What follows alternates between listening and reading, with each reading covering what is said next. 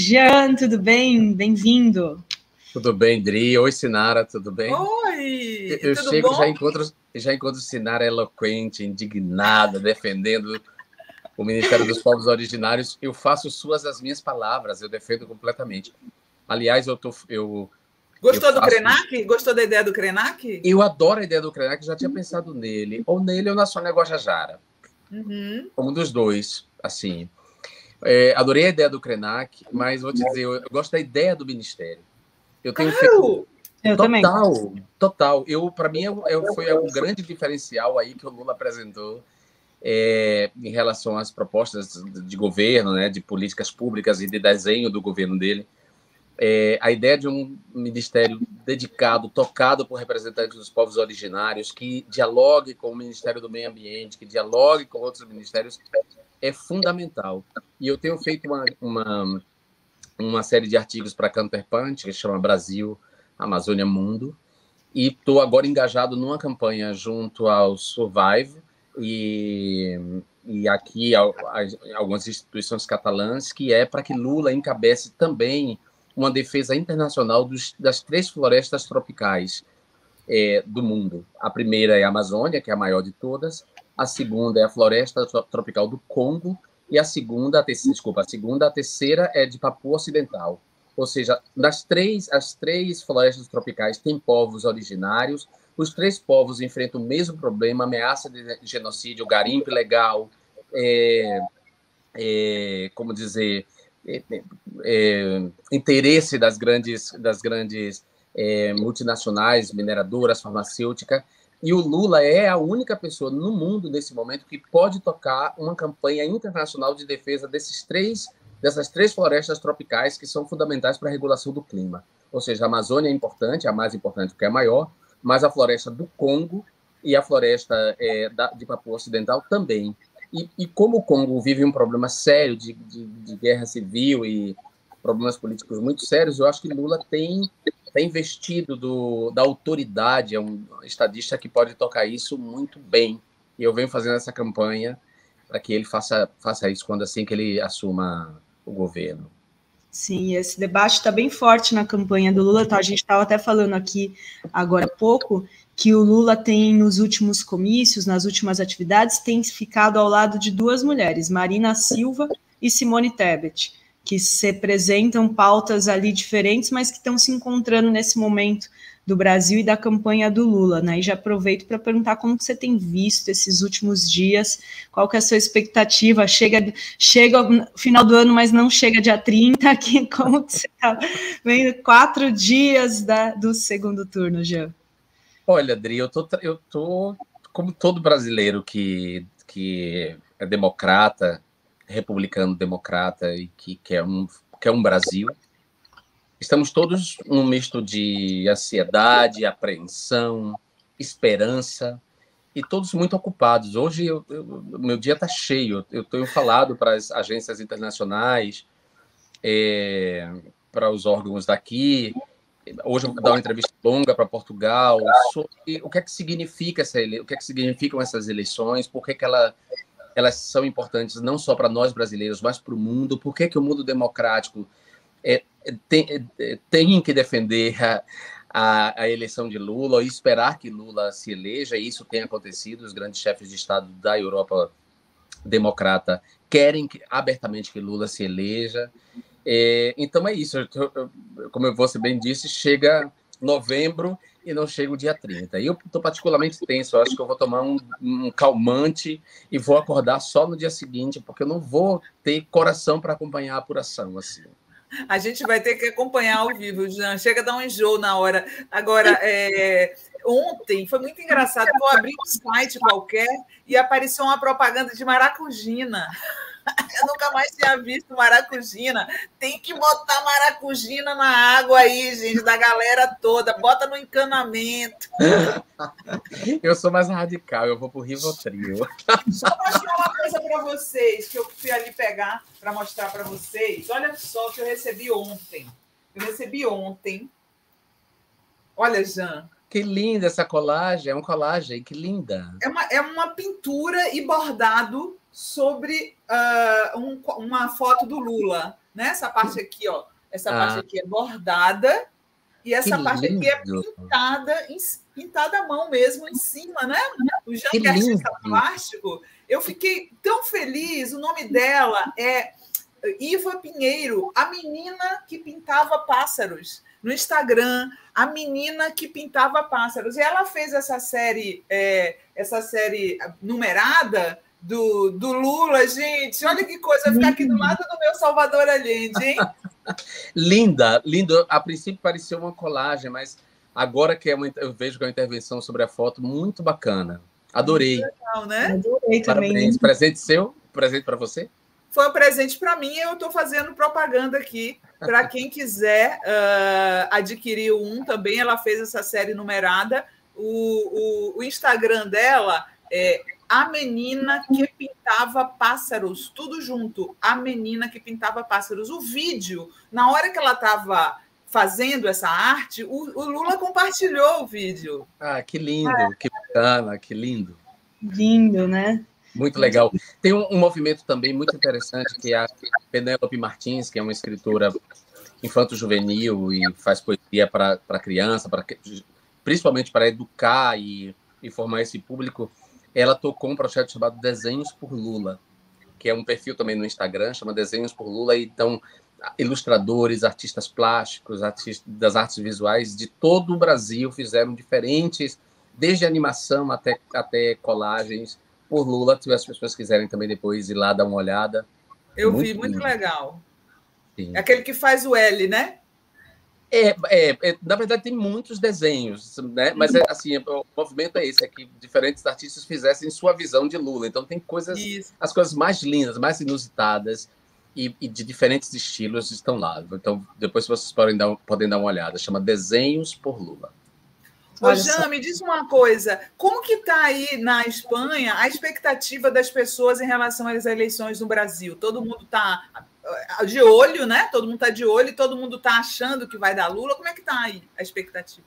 Olha, a comunidade brasileira aqui acha que vai dar Lula, porque o resultado das eleições esse ano aqui foram resultados muito diferentes dos de 2018. Haddad perdeu aqui em 2018, perdeu em Barcelona, perdeu na Espanha, perdeu na maioria dos países, essa é a verdade. E aqui houve uma reversão disso. Na Espanha, eu acho que Lula terminou com 73% dos votos, e em Barcelona, especificamente, com 80% dos votos. O número de pessoas que foi votar, assim, multiplicou em 3 ou 4 vezes mais do que as pessoas que foram votar na eleição passada.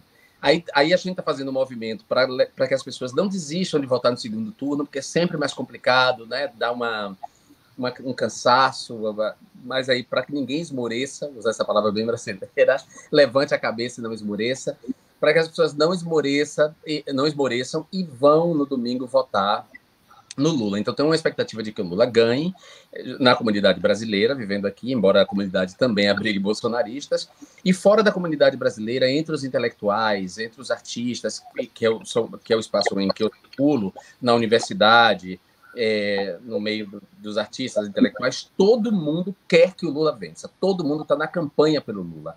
A Ada Colau, que é a minha amiga, prefeita de Barcelona, com quem eu tenho uma amizade pessoal, ela viajou para a Argentina, ela já tinha, na verdade, quando rolou o primeiro turno, perguntado o que é que ela podia fazer. E aí eu falei para ela, eu acho que se você tornar pública a sua defesa do Lula, isso ajuda muito sobretudo no Brasil, né? Não só na comunidade brasileira vivendo aqui, mas também incide no Brasil. E ela fez uma foto linda agora, que ela fez na Argentina, com a toalha do Lula. Ou seja, nesse ambiente, cenário, eu vou te dizer, eu diria assim, o Datajan, eu diria que mais de 80% da intelectualidade espanhola, catalã, dos artistas, das pessoas que estão engajadas nas questões climáticas, das pessoas que se interessam pelo destino dos povos indígenas, dos povos originários, das pessoas que estão preocupadas com o Vox, aqui na Espanha, o crescimento de Vox, que é o partido de extrema-direita, as pessoas que viram o resultado das eleições na Itália, elas todas estão torcendo para o Brasil, porque elas sabem que essas eleições não interessam só aos brasileiros, ou seja, impedir que a extrema-direita tenha o Brasil como um bunker, que é o maior país da América Latina, o país mais rico da América Latina e uma das maiores potências do mundo, pelo menos em termos de recursos naturais, é fundamental. Ou seja, esse país não pode seguir nas mãos da extrema-direita. Esse é o primeiro ponto. Então, o segundo ponto é que, claro, se a extrema-direita vence no Brasil e a democracia morre, é óbvio que a democracia passa a ser ameaçada em todos os lugares do mundo. E também porque, claro, a Europa está muito fixada numa agenda verde, em implementar uma série de políticas de acordos econômicos, acordos comerciais e políticas públicas e de cooperação internacional para enfrentar as mudanças climáticas. Aí das mudanças climáticas está incluída a crise energética, ou seja, todo o problema que a guerra trouxe. Então, é preciso que o Brasil seja um país que dialogue, um país pacifista, um país neutro, um país que possa ajudar a Europa nesse sentido. E só vai acontecer isso se o Lula vencer. Porque Bolsonaro não é um estadista, Bolsonaro não atua por meio da diplomacia, embora a diplomacia brasileira seja muito boa e lamentavelmente, uma parte dessa diplomacia tenha caído no papel de vassalagem, mas a grande maioria dos diplomatas no Brasil, cônsules, e sabem da importância de um presidente como Lula, que era um pacifista, um cara que mediava conflito. Então, sim, o mundo precisa desse sujeito agora, né? Nesse momento, a Europa precisa. Então, por isso que eu diria que nesse lugar que eu circulo entre essas pessoas, e mesmo assim, quando eu escuto muito os garçons, como eu não sou famoso aqui, não tenho uma cara famosa, então eu posso fazer esse exercício de escutar os garçons, escutar taxista, escutar... mesmo essas pessoas mais simples, elas têm a pior opinião sobre Bolsonaro. Eles usam uma expressão aqui que chama gilipoia, que é um... Bolsonaro é um gilipoia. Só que é mais babaca, porque vai...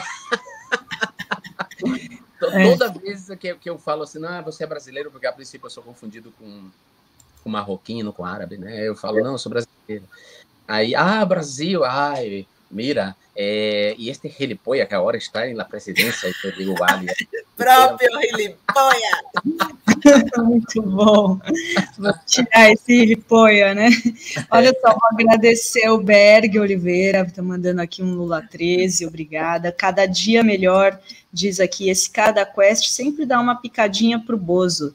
Aqui no Nordeste, a empolgação é grande para votar no Lula, não vejo desânimo para votar no domingo.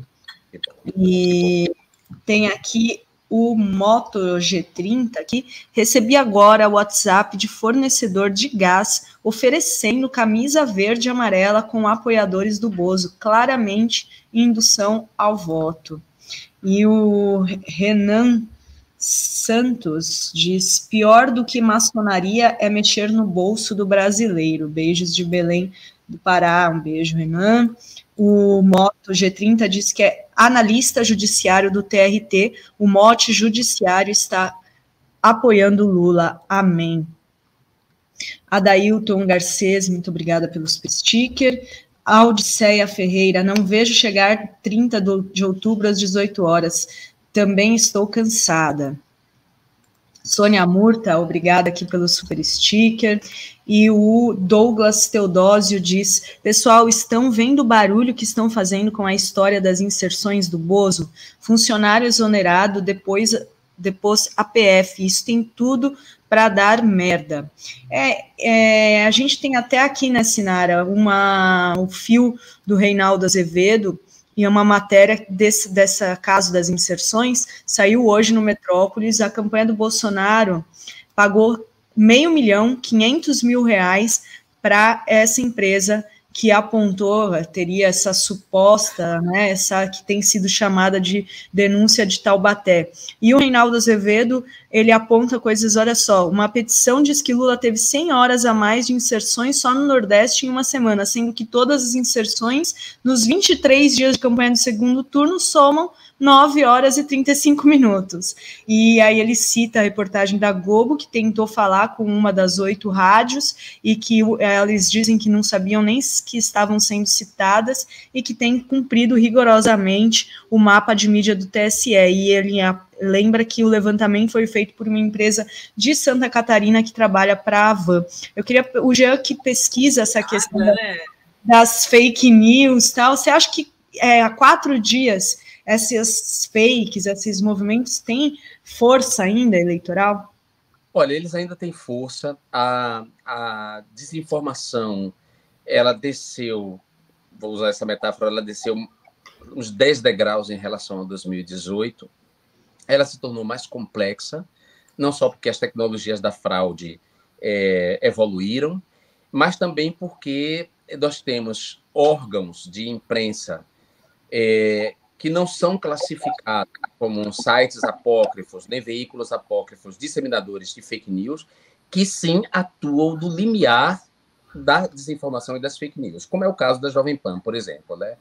Que de maneira muito correta foi sancionada pelo Tribunal Superior Eleitoral, porque fazia uma cobertura que não era uma cobertura jornalística, mas sim uma campanha difamatória contra Lula e o PT, desequilibrando, portanto, a cobertura. Então, eu vi ontem, por exemplo, que o jornal O Tempo, insistindo na teoria conspiratória de que CXP, que quer dizer complexo, seria uma sigla de cupincha, o Tempo, ou seja, bota um policial irresponsável, um policial fascista, admirador, membro da seita bolsonarista, admirador de Bolsonaro, para dar um depoimento, e esse depoimento não tem contraponto. Então, é um jornalismo irresponsável que beira a desinformação, quando não perpetra a desinformação mesmo. Então, assim, você ouvir a declaração de um policial e você perguntar qual é a autoridade desse policial, o que é que ele sabe para fazer essa afirmação peremptória de que CXP, CPX, né? CPX não, complexo, CPX quer dizer cupincha e não complexo do alemão, que é o termo que como todo mundo sabe que no Rio de Janeiro a sigla quer dizer, né? Complexo alemão, complexo da Baré. Enfim, então tem esse nível de desinformação aí que cresceu. A extrema-direita ela deu um passo mais adiante na mentira deliberada. Então, como o Bolsonaro fez uma governança, um governo, um antigoverno, porque ele não fez um governo, ele nunca governou para a diversidade, para todo mundo, para os grupos políticos. O Bolsonaro manteve no seu governo uma postura, uma governança inspirada na guerra, ou seja, e, portanto, na divisão das pessoas entre nós e eles, entre inimigos e nós, aqui, as pessoas que temos que combater e vencer os inimigos.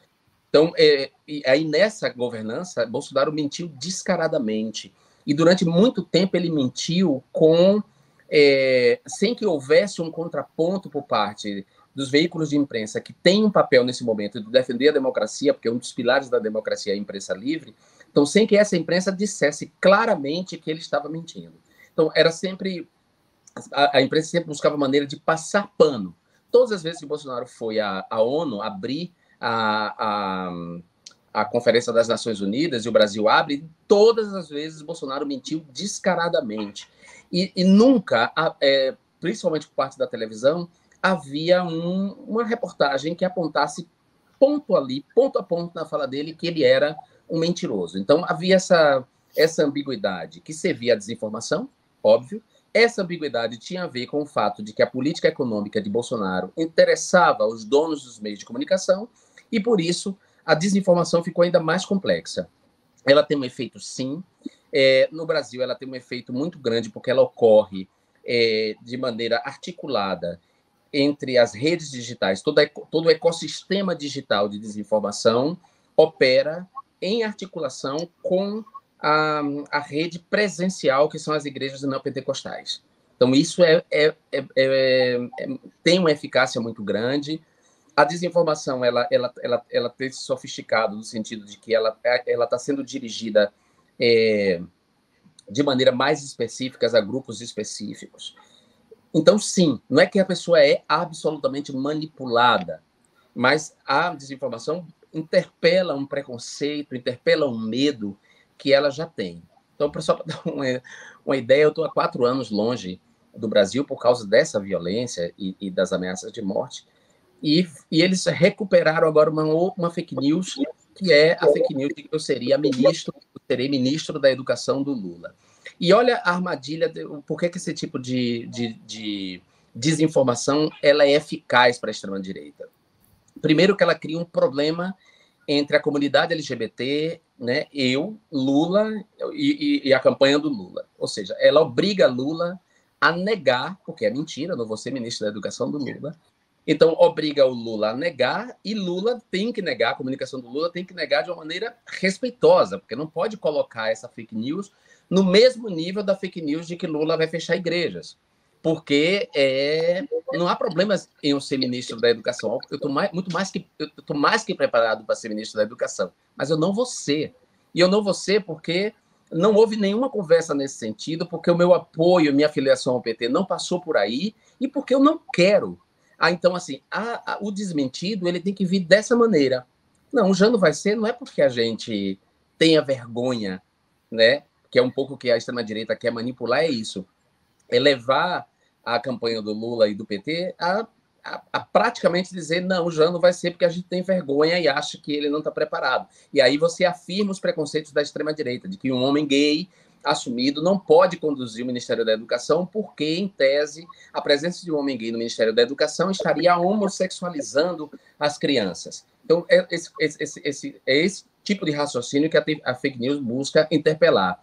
Esse pânico moral, esse preconceito que já está ali nas pessoas, né? Que é o preconceito que as pessoas têm de ter um professor abertamente gay ou uma professora abertamente lésbica, e crer que o fato da pessoa ser lésbica ou gay vai, de alguma maneira, interferir na orientação sexual dos seus filhos. Então, é contagioso, né? É contagioso. Como se as fosse pessoas contagioso. acham que a homossexualidade, a transexualidade é contagiosa. Você tem um contato, você pega. É uma coisa assim tão irracional, né? Aliás, a crise de lógica que a gente está vivendo é muito grande, né? Eu vi outro dia na live com o Janones, o Janones falando para o Lula assim, presidente, que o Lula ficou espantado das pessoas acreditarem nessas coisas, porque ele não participou ele não foi o candidato em 2018, né? Ele estava preso. Ele estava preso. Ele se espanta de ver que as pessoas acreditam em coisas que não fazem o menor sentido. Sim. O menor sentido. Como a própria mamadeira de piroca não fazia o menor sentido. Mas faz sentido, Sinara, na medida em que assim, a gente precisa compreender que nós não enxergamos o mesmo mundo que eles, né? Isso. A desinformação e essa desinformação no campo da política, porque há desinformação em outros campos, busca produzir o que eu tenho chamado na minha pesquisa de subjetividade de seita. Então, da mesma maneira que uma pessoa que integra uma seita, como foi a seita do Jim Jones ou do Charles Manson, né? As pessoas... E aí a seita presencial, ela sempre isola a pessoa do convívio social, por isso que as reuniões são sempre em chácaras, comunidades distantes onde as pessoas vivem, elas perdem o contato, o convívio social com outras pessoas, elas passam por uma lavagem cerebral que, em geral, todo discurso utilizado para o convencimento dela busca manipular preconceitos que ela já tem, medos e inseguranças, e aí essa pessoa ela passa a enxergar o mundo de outra maneira, ela não enxerga, quase sempre ela vê como inimiga quem alerta ela de que ela está sendo vítima de uma exploração, e ela pode chegar a atos extremos, ou seja, Jim Jones levou toda a comunidade a se matar, a cometer suicídio, porque ele prometia que naquele dia haveria o arrebatamento e todo mundo seria arrebatado para os céus. Então, as pessoas se mataram, se envenenaram os filhos. No caso do Charles Manson, os seguidores do Charles Manson foram lá, por sugestão dele, matar a Sharon Tate e a mulher do Roman Polanski numa tragédia que todos nós conhecemos. Então, a desinformação, ela combinada com o modelo de funcionamento das plataformas de comunicação, esse algoritmo que vai prendendo as pessoas em bolhas de relações entre si ali, a desinformação explora essa subjetividade de seita. Então, as pessoas, elas acreditam. Para nós, olha, claro que para estudar desinformação, eu tive que estudar a propaganda política, e a mentira, a relação da política com a mentira. E eu vou te dizer uma coisa assim, e aí, claro, eu tive que estudar o fascismo. E o fascismo histórico,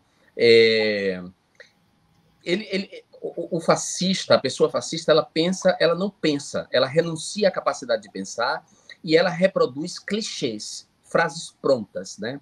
Ela renuncia à capacidade de pensar em nome do líder e ela reproduz clichês.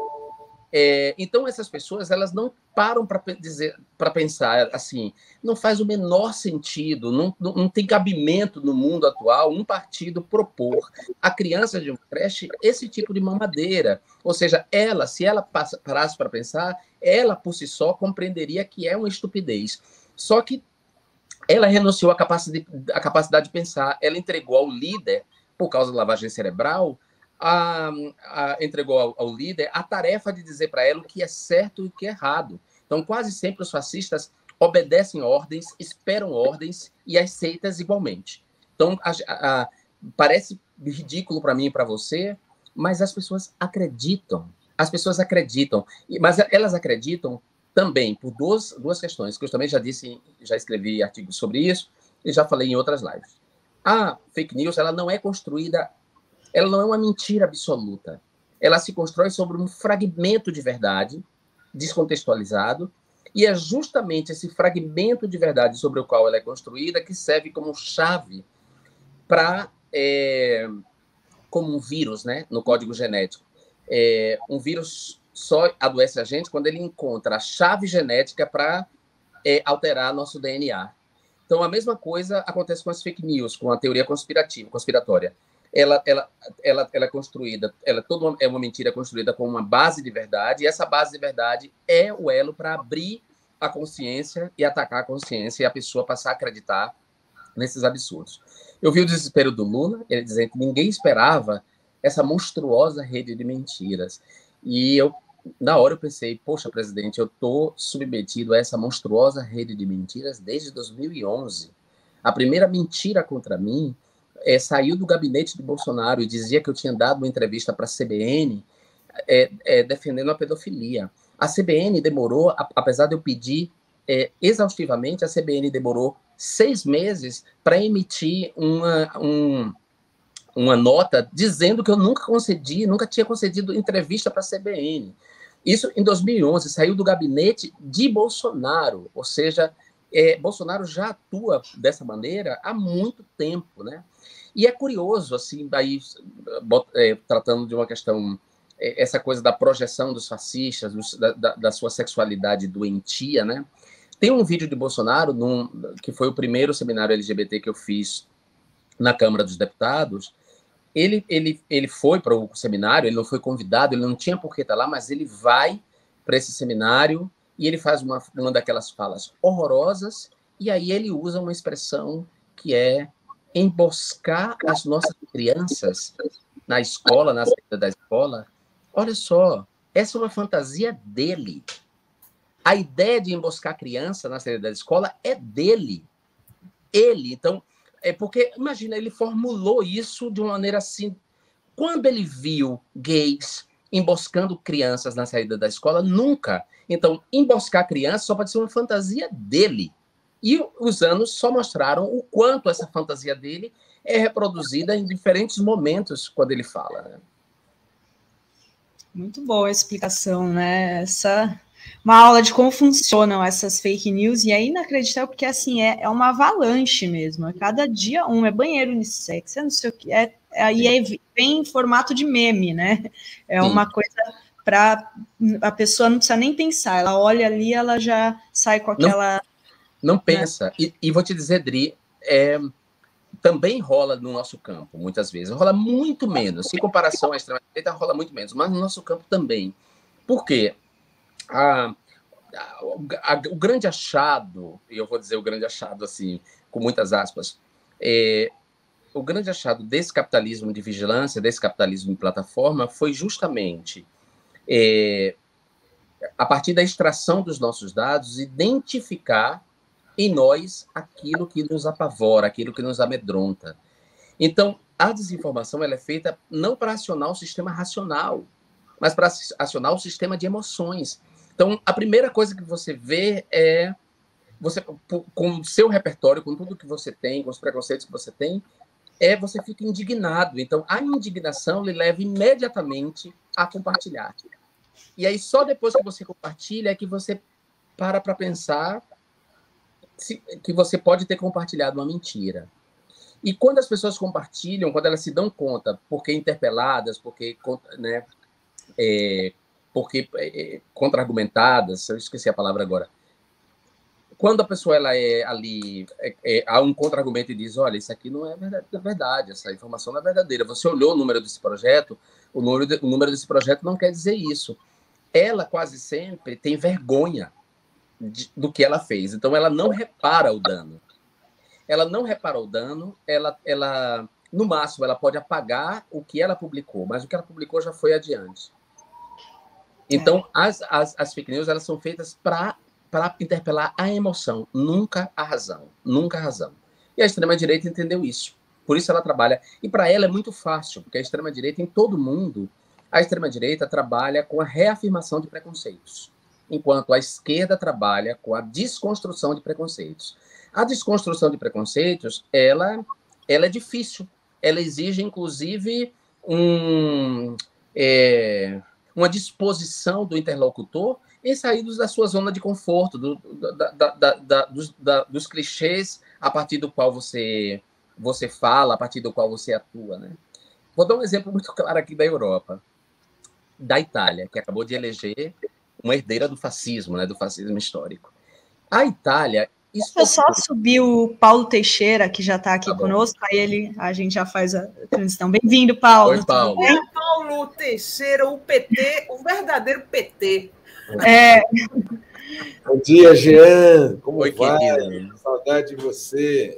Saudade também, meu querido, viu? Bom dia, Adri. Saudade. Bom dia, Olha, Sinara. Paulo, vou te dizer que eu não me conformo com essa decisão judicial que botou aquele imbecil daquele coach no seu lugar na Câmara dos Deputados, viu? Mas eu acho que vai mudar essa decisão. Vai mudar porque ele era candidato a presidente da República. Estou te ouvindo. Estamos te ouvindo. Ele era candidato a presidente da República. E aí o que aconteceu? Eles perderam o partido naquele momento, né? E, ao perder o partido, ele acabou vindo para São Paulo e não tinha o partido para o indicar aqui. E aí o que aconteceu? Aconteceu que ele, então, entrou com uma liminar, um mandado de segurança no TSE para ser registrado aqui. E entrou com o mandado de segurança e abandonou a ação. E o que fez o TSE? Cassou o mandado de segurança, cassou a liminar, com efeitos retroativos, né? Então, esse debate agora, eu estou recorrendo ao TSE, porque o Tribunal aqui de São Paulo não quis enfrentar esse debate, meio que dizendo, bom, se esse debate está lá em Brasília, vamos resolvam. Então, eu estou recorrendo, reclamando ao TSE, que o TSE já decidiu, já cassou a liminar com efeitos retroativos, e o TRE não refez a contagem, né? Por essa razão que eu estou muito otimista, porque tem uma decisão que cassa a liminar através da qual ele se registrou. E por isso eu estou muito assim, otimista de que nós vamos ganhar no TSE nas próximas semanas, né? Eu acho Oxalá que Deus queira. Oxalá tomara. Tomara. Olha só, queria passar para o Jean terminar a fala sobre a eleição da Itália, que eu não cortei, eu só adiei um pouquinho para o Paulo entrar. E aí, e também o seu destaque final, e a gente segue aqui com o Paulo Teixeira, e depois ainda teremos Franciel Cruz, escritor baiano, e o Fala Rovai. A baianidade aqui tá fogo. Baianidade tem o programa de hoje, e o Rovai que vem para fazer o Fala Rovai também. Então, Jean, com você. Primeiro eu quero deixar um beijo para o Franciel, porque eu não vou estar aqui quando ele entrar, eu adoro o Franciel. Bom, o que eu ia dizer é o seguinte, que a Itália, todos sabemos, exportou um modelo de organização criminosa para o mundo, que são as máfias, né? Virou, inclusive, um clichê hollywoodiano. Todo mundo sabe de como as máfias, a organização das máfias italianas serviu para a organização de outras máfias, inclusive das milícias no Brasil, ou seja, essas organizações criminosas baseadas na violência, enfim. Para os italianos, ou seja, esse país que exportou esse modelo de organização criminosa, para as pessoas desse país, criminoso passou a ser os pobres africanos que chegavam na Lampedusa, atravessando o mar, e iam trabalhar como manteiros, como vendedores ambulantes do mercado informal. Aí você me pergunta qual é a lógica disso, né? Como é que essas pessoas se indignam com a presença de imigrantes africanos acusando-os de bandidos, né?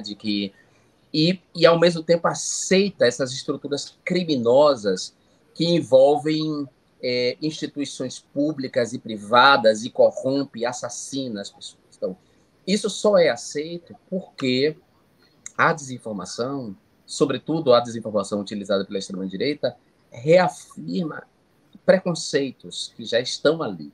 Então, as pessoas são racistas, a Europa colonial, que nunca desapareceu por completo, apesar da colonização ter, em tese, acabado, as colônias se libertado e se tornado independentes, mas o colonialismo está aí de outra maneira.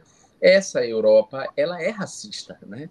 E é óbvio que ela vai culpar pela crise econômica que ela está vivendo, não os seus líderes estúpidos que tomam atitudes irresponsáveis, como ingressar numa guerra, em uma guerra que pode ameaçar a vida no planeta, mas não, em vez de condenar esses líderes políticos, vão condenar os pobres imigrantes. Por quê? Porque já há um preconceito contra imigrante, porque todo nacionalismo é xenófobo, esse nacionalismo exacerbado, todo nacionalismo é uma patriotada, e a gente está vendo isso no Brasil como nacionalismo do bolsonarismo é uma patriotada, uma cena ridícula, histriônica, de pessoas vestidas em verde e amarelo, mas que não tem nenhum compromisso com a pátria de verdade.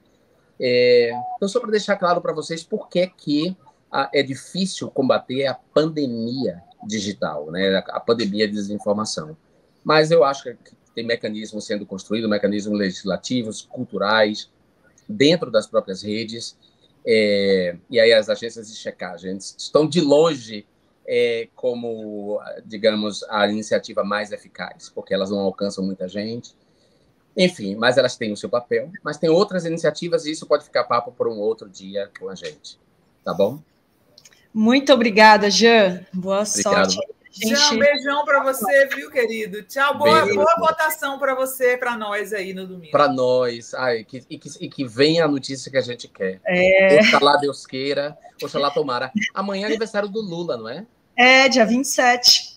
Dia 27. Nossa, vou acender uma vela para o anjo da guarda dele. Que é importantíssimo. Viu? Um beijo. Tchau. Um beijo, Jean. Muito obrigada.